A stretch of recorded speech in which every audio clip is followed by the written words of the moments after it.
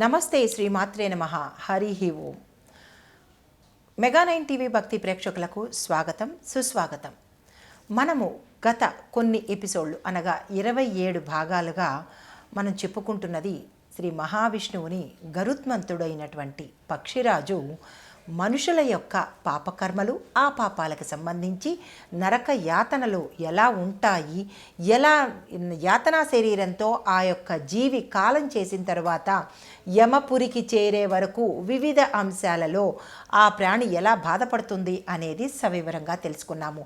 అయితే ఇప్పుడు మనము 4వ అధ్యాయంలోకి ప్రవేశిస్తున్నాము.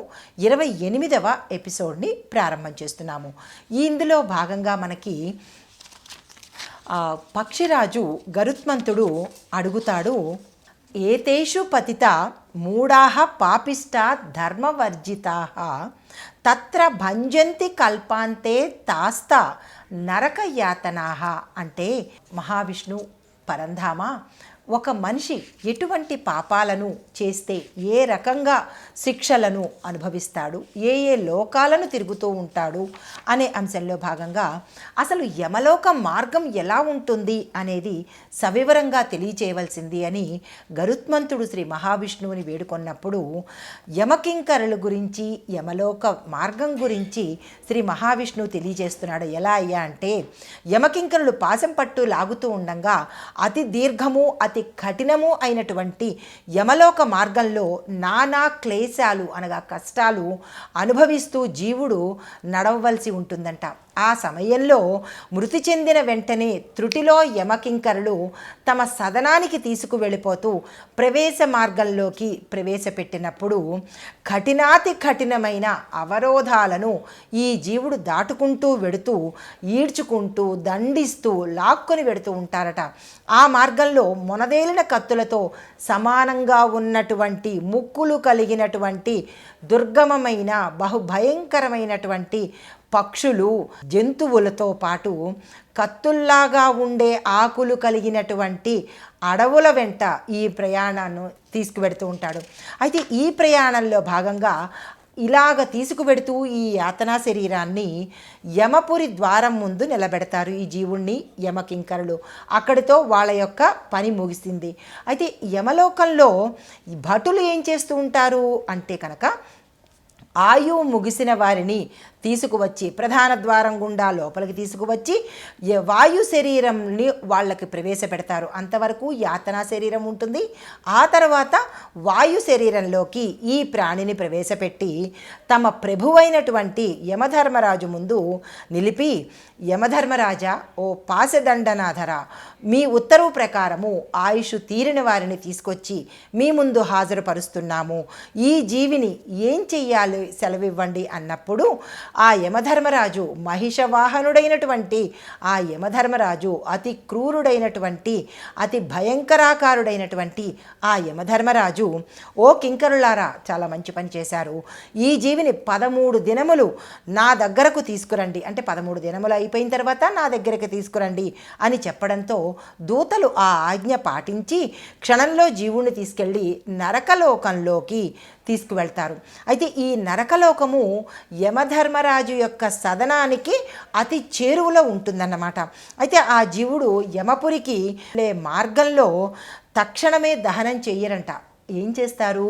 ఈ శరీరంతో, వాయువుని ప్రవేశపెట్టినటువంటి ఈ శరీరంతో, పిండంతో తయారైనటువంటి ఈ శరీరంతో యమపురిలోకి ప్రవేశించినటువంటి ఈ యొక్క పాపిని యమధర్మరాజులు తీవ్రమైన, కఠినమైన, క్రూరాతి క్రూరమైనటువంటి గుండాల గుండా తీసుకువెడుతుంటారట. అందులో 30 కుండాలు మనకి తగులుతూ ఉంటాయి. ఆ కుండాలు ఏమిటయ్యా అంటే కనుక, చూర్ణకుండము, శూలకుండము, శూర్పకుండము, భస్మకుండము, చక్రకుండము, గోకుండము, సర్పకుండము, మశకకుండము, దంశకుండము, శ్లేష్మకుండము, మలకుండము, నఖకుండము, మాంసకుండము, రోమకుండము, గాత్రమలకుండము, అశ్రుకుండము, బీజకుండము, అస్థికుండము, చర్మకుండము, దూసికుండము, దూసి అనగా కంటి పుసులు అన్నమాట.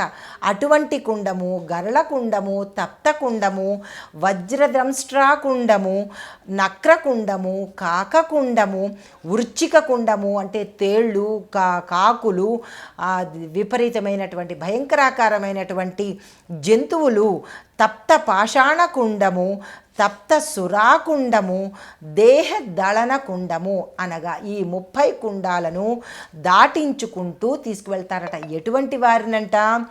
పితృదేవతలకు పిండం పెట్టని వాళ్లను, తల వెంట్రుకలు ఎన్ని ఉంటాయో అన్ని ఏళ్ళు అస్థికుండంలో శిక్షలు అనుభవిస్తూ ఉంటాడట.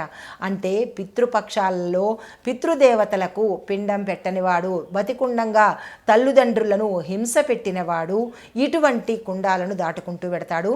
అందులోనూ అస్థికుండంలో ఆ జీవి యొక్క అంటే బతికుండంగా ఆ ప్రాణి యొక్క తల మీద ఎన్ని వెంట్రుకలు ఉన్నాయో అన్ని ఏళ్ళు ఈ అస్థికుండంలో గడుపుతాడు. ఆ పైన కంజహకుండం, కంజహ అనగా కుంటివాడిగా జన్మ తీసుకొని దరిద్రంతో జీవిస్తూ ఉంటాడట. ఎంతటి మహా నరకాలను అనుభవింపజేస్తారో. అయితే ఈ శూలకుండంలో పాపిని తలక్రిందులుగా వేళ్లాడదీసి హింసిస్తున్నట్టుగా ఆ యమధర్మరాజులు శిక్షను అనుభవింపచేస్తారు. తరువాత మరి ఒక శిక్ష ఏమిటయ్యా అంటే కనుక హరికి నివేదించకుండా అంటే దైవానికి నివేదించకుండా తీసుకున్నటువంటి ఆహారం భుజించినా కానీ, హరునికి అర్చించక అభిషేక, జాగరణ ఇలాంటి పుణ్యకర్మలు ఆచరించకుండా అతిక్రమించిన వారిని తప్తసురాకుండంలో 100 ఏళ్ళు నానబెడతారంట. అనగా మనం తీసుకునే ఆహారాన్ని భగవంతుడికి నివేదన చేయకుండా వండింది వెంటనే మనమే తినేస్తూ ఉన్న వాళ్ళను, తరువాత ఆ హరిని శివకేశవులిద్దరినీ ఆ భేదం చూపిస్తూ వారికి సంబంధించినటువంటి జపాలు కానీ, దానాలు కానీ, లేదా జాగరణలు కానీ, ఉపవాసాలు కానీ ఇటువంటివేవీ చెయ్యని వాళ్ళని తప్తసురాకుండంలో 100 ఏళ్ళు నానబెడతారంట. తరువాత గోవుని హింసించిన, గోహింసను అడ్డుకోకున్నా, గోవుని హింసిస్తున్నప్పుడు మహాపాపము, అలా హింస చేసే వాళ్ళని అడ్డుకోకపోవడం కూడా పాపం కిందకే వస్తుంది. గోళకుండంలో గిరగిరా దొర్లిస్తూ ఉంటారట. తరువాత గోవు శరీరం మీద ఎన్ని వెంట్రుకలు ఉన్నాయో అన్నేళ్ళు వృషభ జన్మ అనగా ఎద్దు జన్మ ఎత్తి కష్టతరమైనటువంటి వ్యవసాయాన్ని చెయ్యవలసిన పరిస్థితి ఏర్పడుతుందంట. అంటే అలాంటి కార్యక్రమాలకు ఎద్దు జన్మ ఎత్తించి చేయిస్తారట. తర్వాత అల్ప ప్రాణులను పట్టుకొని హింసిస్తున్నా, అమాయకులను హింస పెట్టినా, అలా హింస చూస్తూ వినోదించిన వజ్రకుండంలో అంటే వజ్రదంష్ట్రకుండంలోట వీళ్ళని పదునైన కోరలతో ఎక్కడికక్కడ చీల్చేసే శిక్షను వేస్తారట. అంటే మనం సులువుగా తీసుకునే చిన్ని పాపాలే అక్కడ పెద్ద పెద్ద పాపాల కింద లెక్క వేస్తారు. తర్వాత మరి ఒక పాపం ఏమిటంటే ధనలోభంతో ఎదుటివారి శిరస్సు ఖండించిన, ఎదుటివారి సొమ్మును అన్యాక్రాంతంగా తీసుకున్న, హత్య చేసిన, హాని తలపెట్టిన దేహదళన కుండంలో ముక్కలు ముక్కలుగా చేసి తరుగుతూ ఉంటారట. ఎంతటి విచిత్రమైన శిక్షలో కదా. తరువాత నరకలోకంలో విధించే శిక్షలకు ప్రత్యేకంగా ఒక శిక్షాస్మృతిని కూడా ఆ భగవంతుడు గ్రంథంలో ఇనువడింపజేశాట. ఆ గ్రంథమే ఈ గరుడ పురాణం అన్నమాట. అయితే ఓ వైనతేయ, ముఖ్యమైన శిక్షలు, ముఖ్యమైన పాపాలు నీకు వివరించాను, తదుపరి ఇంకా ఉన్నాయి అని చెప్పి ఆ వాసుదేవుడు ఈ వైనతేయుడికి, గరుత్మంతుడికి వివరిస్తున్నాడు. యమ మార్గాన్ని అంతటినీ దాటిన తర్వాత యమపురి ప్రవేశమైన పాపాత్ముల్ని యమధర్మరాజు ఆజ్ఞ మేరకు వైతరణి నదిలో పడవేస్తారట, కూలదోస్తారట. అయితే గోదానం చెయ్యని వారిని ఎన్నో దుఃఖాలకు అనుభవింపజేస్తారు. తప్పుడు సాక్ష్యాలు చెప్పేవాళ్లను, వేద బాహ్య ధర్మాలను యందు ఆసక్తి కలిగిన వాళ్లను అంటే వేదాలను తిరస్కరించడము, దైవదూషణ చెయ్యడము, దేవుణ్ణి కూలగొట్టడము ఇలాంటి పాపకృత్యాలను చేసిన వాళ్లను, వంచనతో డబ్బు సంపాదించే వారిని, పుష్ప ఫల వృక్షాదులను పాడు చేయడము, నరకడము చేసినటువంటి వారిని, వ్రతాలు చెయ్యకుండా తీర్థయాత్రలు చెయ్యకుండా ఉన్నవారిని, వితంతువులను స్త్రీలను ప్రలోభపెట్టి పాడు చేసేవారిని, అన్య స్త్రీలను అనుభవించేవారిని, భర్తను విడిచి పరపురుషుణ్ణి కోరుకునే స్త్రీలను బూరుగ చెట్టుకట కట్టబడి యమభటుల చేత కొడుతూ ఉంటారట. ఆ పురుషుల యొక్క విగ్రహాలు, స్త్రీల యొక్క విగ్రహాలు, కాలే విగ్రహాలను ఈ స్త్రీలను పురుషులను కౌగలించుకోమని చెప్పి వెనక నుంచిట పొడుస్తూ ఉంటారట. తర్వాత ఇలా కొట్టబడిన పాపాత్ములను యమభటులు మళ్ళా నరకంలోకి తోస్తారు, ఆ శిక్షలు అనుభవింపజేస్తారు, మళ్ళా యమలోకంలోకి తోస్తూ ఉంటారు. వైతరణి నది 100 యోజనాల వెడల్పు ఉంటుంది. ఆ నదిలో ప్రవహించేది నీరు కాదు, రక్తము, చీము మాత్రమే అందులో ఉంటుంది. పైగా అందులో మొసళ్ళు, పాముల వంటి క్రూర జంతువుల చేత ఈ ప్రాణిని కొరికించబడి, నరికించబడి, హింస పెట్టించబడి చేస్తూ ఉంటారు. అయితే ఓ వైనతేయ, ఏ జీవుడైతే వైతరణి నది దాటాలన్నా అతని చేతనైనా కానీ లేదా అతని పుత్రుల చేతనైనా కానీ గోదానము కనుక జరిపించినట్టయితే గోవు యొక్క తోక భాగాన్ని పట్టుకొని ఆ వైతరణి నదిని సులువుగా దాటవచ్చంట. గోదానానికి ఎంతటి మహిమ ఉన్నదో తెలిసినదా? అయితే వివాహము, తీర్థయాత్రలను భంగం చేసిన వారు శాశ్వతంగా, అంటే పెళ్ళిళ్ళు పాడు చేయడము, సరదాకో లేదా కావాలనో పెళ్ళిళ్ళు చెడగొట్టేవాళ్ళు, తీర్థయాత్రలకు వెడుతున్న వాళ్ళని హింసించేవాళ్ళు, వీళ్ళందరూ కూడా మహానరకంలోట ఘోరమైనటువంటి నరకయాతనలను అనుభవింపజేస్తాడు. ఇళ్ళు, గ్రామాలు, వనాలను తగలబెట్టిన వారిని యమదూతలు అగ్నిగుండంలో వేసి వాళ్ళని పడదోసి కాల్చి తీసి నానా యాతనలు పెడతారట. అగ్ని వల్ల దేహం కాలుతూ ఉంటే పాపులు తమల్ని నీడకు తీసుకువెళ్ళమని, చల్లబరచమని ప్రాధేయపడుతూ ఉంటారట. అంటే పాపం చేయడం ఎంత సులువో ఆ పాపానికి శిక్ష అనుభవించడం అంత సులువుగా అవుతుందా? దేహం ఉన్నప్పుడే పాపాల యందు భయం పెట్టుకోండి. ఆ తర్వాత ఎక్కడ నరకం ఎక్కడుంది? ఎవరు నరకంలోకి వెళ్ళారు? వెళ్ళిన వాళ్ళు చూడొచ్చారా, చెప్పొచ్చారా అని విపరీతమైన వెకిలి మాటలు మాట్లాడితే కూడా మహాదోషం చుట్టుకుంటుంది. అయితే పాపుల్ని అసిపత్ర వనానికి తీసుకువెళ్తారట. తీసుకువెళ్ళి అక్కడ ఈ వనంలో నీడలో నిద్రపోండి అంటారు. అసలు నీడ ఎక్కడుంది? అక్కడ ఆకులే కత్తుల్లాగా ఉంటాయి. వనంలోకి ప్రవేశిస్తున్నప్పుడు ఈ జీవి ఖండాలుగా శరీరాన్ని కోయబడుతూ ఉంటుంది. ఆ కోయబడేటప్పుడు ఈ జీవి పెట్టే యాతన, రోదన, ఆక్రందనలు ఇవి విని అస్సలు కరగరంట యమభటులు. అయితే సర్వశాస్త్రములందు ఇవన్నీ క్లియర్గా, అంటే మనకి అర్థమయ్యే రీతిలో గరుడ పురాణంలో ఒక్కొక్క అంశాన్ని తెలియపరచడం జరిగింది.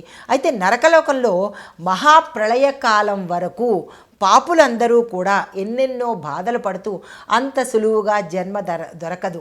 అయితే ఆ యమలోకంలో తిరిగి మళ్ళా అక్కడే చస్తూ, అక్కడే పుడుతూ, అక్కడే యమయాతనలు అనుభవిస్తూ ఆ జీవి తరువాత కొన్ని సంవత్సరాలకి క్రిమికీటకాదులుగా జన్మ తీసుకుంటుంది. తర్వాత పశుజన్మ, తర్వాత పక్షుజన్మ, ఆ తరువాత చివరిగా మనిషి జన్మ తీసుకుంటారు. అందుకే మానవ జన్మ చాలా దుర్లభము. కానీ దాన్ని మన భూలోకంలో మనుషులు ఎంత నికృష్టంగా చేసుకుంటున్నారంటే దాన్ని మానవ జన్మని హేళన చేసుకుంటున్నారు, అవమానపాలు చేస్తున్నారు.